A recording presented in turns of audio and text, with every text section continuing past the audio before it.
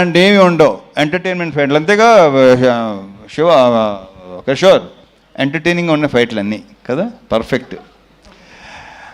ఇక మా ప్రొడ్యూసర్ చెరుకూరి సుధాకర్ ఇప్పుడు ఇందాక మూడే ముక్కలు మాట్లాడాడు, బయట కూడా అంతే, ఎందుకంటే ఎక్కువ మాట్లాడాడు, ఎక్కువ సైకిల్ ఉంటాయి.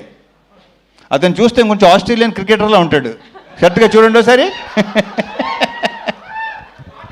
ఈ ఆస్ట్రేలియన్ క్రికెటర్లో ఉంటాడు. అంతే, ఎవరు ఆషికే కదా ఫస్ట్, ఆషిక్ అన్న ఎవరు అన్నారు, నాతో ఎవరు అన్నారు, అది నాకు గుర్తురాట్లేదు. యా ఆస్ట్రేలియన్ క్రికెటర్ అన్న, కొంచెం he looks like Australian cricketer.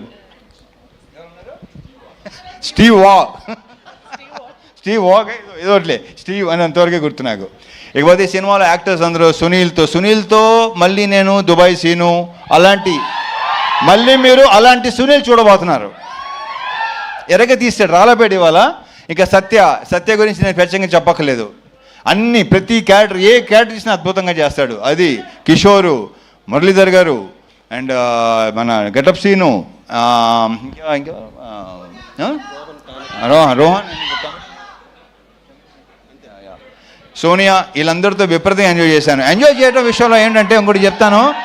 నేను ఇంతకుముందు మామూలుగా కొంతమంది డైరెక్టర్స్ ఉన్నారు, వాళ్ళతో మనం సినిమా హిట్ ఫ్లాప్ పక్కన పెట్టండి, బట్ ఒక పర్సనల్ ఇదితో వాళ్ళతో విపరీతంగా ఎంజాయ్ చేసిన సినిమాలు అనిల్ రావుపూడి, హరీష్ శంకర్, బాబీ, కిషోరు, వీళ్ళతో నేను విపరీతంగా ఎంజాయ్ చేస్తాను.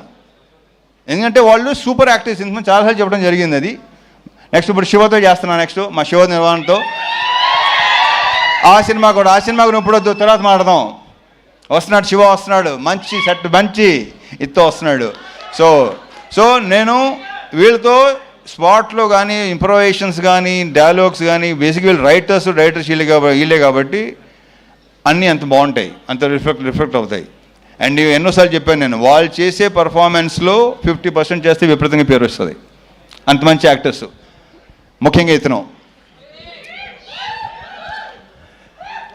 ఇకపోతే బీమ్స్